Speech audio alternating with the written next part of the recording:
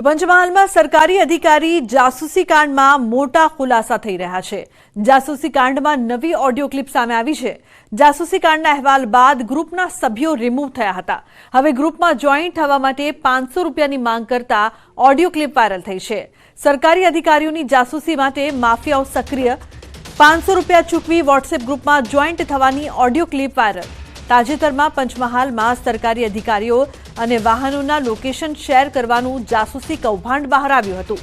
WhatsApp ગ્રુપમાં ખાણ ખનીજ માફિયાઓએ અલગ અલગ ગ્રુપ બનાવીને અધિકારીઓના લોકેશન શેર કરી જાસૂસી કરતા હતા। જો કે ન્યૂઝ સિટીના અહેવાલ બાદ આવા ગેરકાયદેસર ગ્રુપના સભ્યો આપોઆપ રિમૂવ થવા લાગ્યા। અહેવાલ બાદ માફિયાઓએ ગ્રુપમાંથી સભ્યોને પણ દૂર કર્યા હતા। જો કે હવે ફરી અલગ ગ્રુપ માટે 500 રૂપિયા ચૂકવીને સભ્યો બનવાની ઓડિયો ક્લિપ વાયરલ થઈ રહી છે। 500 રૂપિયા નોખજો ભાઈ, બરાબર છે। નવા ગ્રુપના અંદર કોણ કોણ નોખા છે ભાઈ, એમનો નેટ કરવામાં આવશે ભાઈ। અને જે નોખે પર્સનલમાં નામ લખી દે અને મેસેજ કરી દે। તો વિકસિત ભારત સંકલ્પ યાત્રાના લાભાર્થીઓ સાથે પીએમ મોદીએ વાતચીત કરી। પ્રધાનમંત્રી મોદીએ આ કાર્યક્રમમાં ઓનલાઈન જોડાયા હતા। આ ઉપરાંત 5 રાજ્યોમાં વિકસિત ભારત સંકલ્પ યાત્રાને લીલી ઝંડી પણ આપી। આ કાર્યક્રમમાં દેશભરના વિકસિત ભારત સંકલ્પ યાત્રાના હજારો લાભાર્થીઓ પણ જોડાયા। સુરત અને અમદાવાદમાં પણ કાર્યક્રમ યોજાયો। તો સુરતમાં સીઆર પાટીલ यात्रा आने से पहले ही पूरे गांव में वातावरण बने, शहर के अलग अलग इलाकों में वातावरण बने और जिनको अब तक सरकारों का लाभ मिला है उनको वहां जरूर लाइए, ताकि बाकियों को विश्वास पैदा हो कि जिनको आज अभी लाभ नहीं मिला है, रह गए हैं, ये मोदी की गारंटी है भविष्य में मिलेगा। इसलिए उनको जितना ज्यादा लाएंगे, जितनी जानकारी मिलेगी, और हम कुछ भी कहें, जिसको मिला है वो जब बोलता है ना तो दूसरे का भरोसा बढ़ जाता है।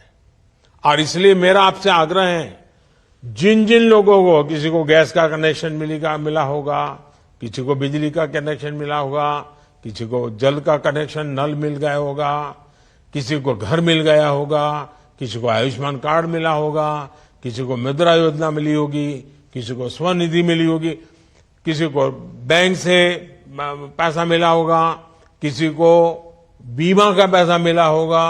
बहुत सारे लाभ है। जब उसको पता चलता हमारे गांव में उसको मिला है तो उसको लगा चलो मैं भी रजिस्टर करवा देता हूं। और इसलिए जिसको मिला है वो ज्यादा आने चाहिए, वो आकर के बताने चाहिए कि देखो भाई ये योजना है मोदी की, इसका फायदा उठाओ। मुझे तो गांव से गरीब व्यक्ति तक, शहर की झुग्गी झोपड़ी तक सरकार के सभी लाभ पहुंचाने हैं और बिना मुश्किल को पहुंचाने हैं। और इसलिए ये गाड़ी चल पड़ी है। ये मोदी की गारंटी वाली गाड़ी है ना, वो आपके लिए है। तो आप ज्यादा से ज्यादा जुड़िए, इस कार्यक्रम को सफल बनाएं और देश में 2047 में जब भारत की आजादी के 100 साल होंगे, ये देश विकसित होके रहेगा। ये मिजाज पैदा करना है। हम सब कुछ अच्छा करेंगे और देश को अच्छा बनाएंगे, इस विचार को लेकर के चलना है। और ये वातावरण बनाने में ये यात्रा, ये गाड़ी, ये संकल्प बहुत काम आने वाला है। मेरी आप सबको बहुत बहुत शुभकामनाएं। धन्यवाद।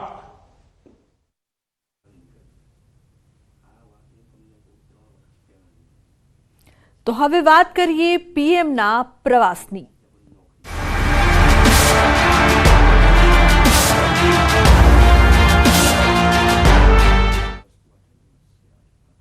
તો પ્રધાનમંત્રી નરેન્દ્ર મોદી 17 ડિસેમ્બરે સુરત ડાયમંડ બુર્સનું ઉદ્ઘાટન કરશે। વિશ્વની સૌથી વિશાળ કોર્પોરેટ ઓફિસ હબ તરીકે ડાયમંડ બુર્સ રાજ્ય અને દેશના આર્થિક વિકાસ માટે મહત્વનો ભાગ ભજવશે। 3400 કરોડના ખર્ચે 35.54 એકરમાં બનેલા આ ડાયમંડ બુર્સ રફ અને પોલિશ ડાયમંડ ટ્રેડિંગનું ગ્લોબલ સેન્ટર બનશે।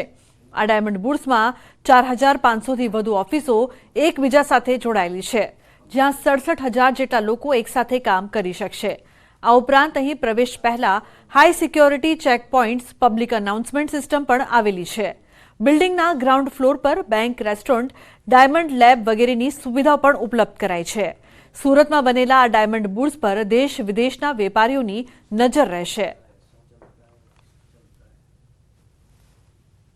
દેશના વડાપ્રધાન નરેન્દ્ર મોદી આવતીકાલે સુરતના મહેમાન બનવા જઈ રહ્યા છે અને વિશ્વમાં સૌથી મોટા બિલ્ડિંગનું ખિતાબ મેળવનાર હીરા બુશનું જ્યારે ઉદ્ઘાટન પ્રસંગે આવી રહ્યા છે ત્યારે ઉદ્ઘાટન પહેલાંનો સમય છે. દ્રશ્ય સીધા જોઈ શકાય છે. ગુજરાત રાજ્યના ગૃહમંત્રી હર્ષ સંઘવી, સુરત પોલીસ કમિશનર અને ડાયમંડ બુશની કમિટીના સભ્યો દ્વારા આવતીકાલના કાર્યક્રમને આખરી ઓપ આપવામાં આવી રહ્યો છે. તમામ તૈયારીઓ ચેક કરવામાં આવી રહી છે. થોડી વાર પહેલાં પીએમ મોદીના કોન્વેની પણ રિહર્સલ કરવામાં આવી હતી. ખાસ કરીને Surat police commissioner, Surat collector સહિત ઉચ્ચ હોદ્દેદારો, તમામ ઉચ્ચ અધિકારીઓની એક ટીમ પહોંચી છે અને આખી જગ્યાનું નિરીક્ષણ કરી રહી છે. કારણ કે કાલે આ જગ્યા ઉપર ડાયમંડ ઉદ્યોગ સાથે જોડાયેલા મોટા અગ્રણીઓ સાથે 2000 કરતાં વધુ મહેમાનો સુરત આવવાના છે અને ડાયમંડ બુશના ઉદ્ઘાટનમાં જોડાવાના છે. ત્યારે દેશના વડાપ્રધાન સુરત આવવાના છે અને ડાયમંડ બુશ સાથે સુરત ઇન્ટરનેશનલ એરપોર્ટ અને સુરત ઇન્ટરનેશનલ ફ્લાઇટો જ્યારે એક સાથે 3 સોગાદો આપવાના છે. ત્યારે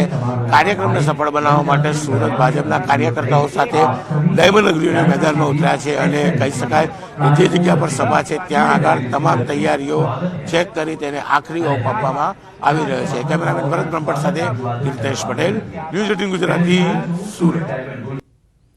તો સમાચારમાં આગળ વાત દ્વારકાની નકલી વેબસાઇટ બનાવી આચરી ઠગાઈ. ધાર્મિક સંસ્થાના નામે બનાવી હતી નકલી વેબસાઇટ. દર્શનાર્થીઓ પાસે રૂમ બુક કરવાના નામે ઠગાઈ.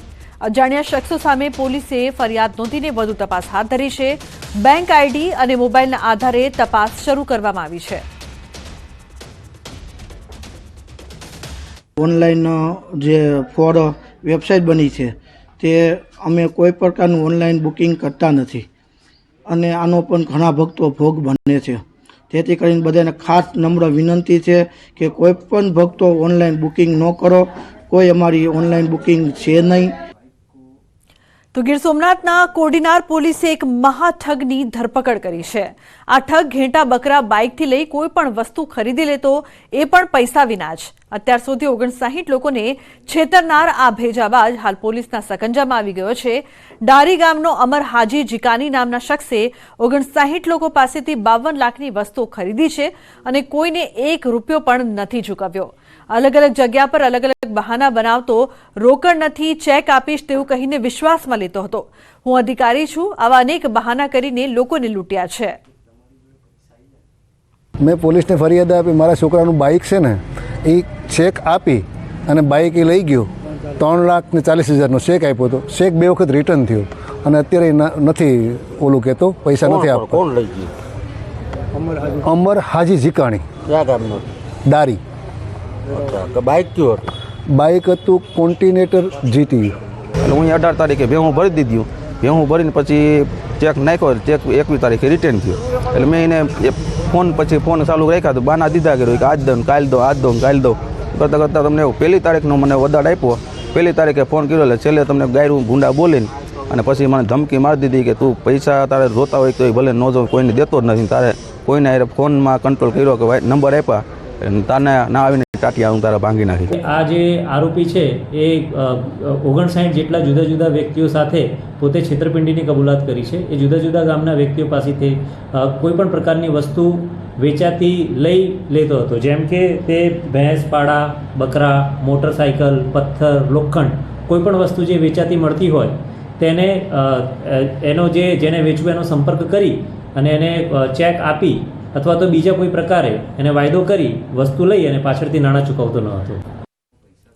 તો રાજ્યમાં ચાલતા કબૂતરબાજીના ધંધા પર સીઆઈડી ક્રાઇમે તવાઈ બોલાવી છે.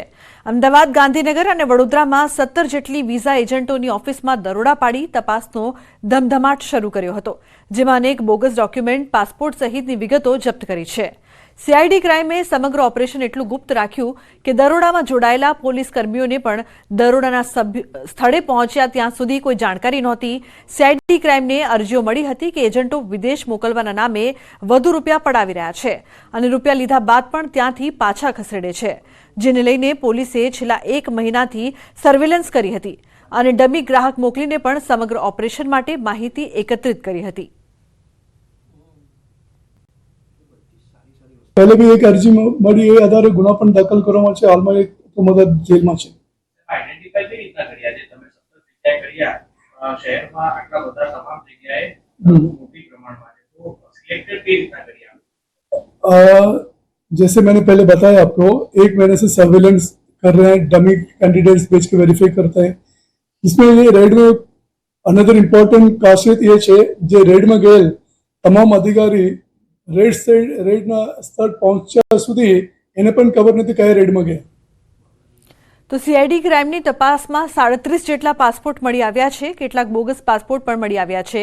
આ સાથે વિવિધ સ્થળોથી કુલ 5 લાખ રૂપિયા દારૂ અને બિયરની બોટલો કબજે કરી પોલીસે હાલ વિઝા ઓફિસના માલિકો તેમજ કર્મચારીઓની પૂછપરછ કરી છે અને બાદમાં આરોપી સામે ફરિયાદ નોંધવાની કાર્યવાહી હાથ ધરાશે.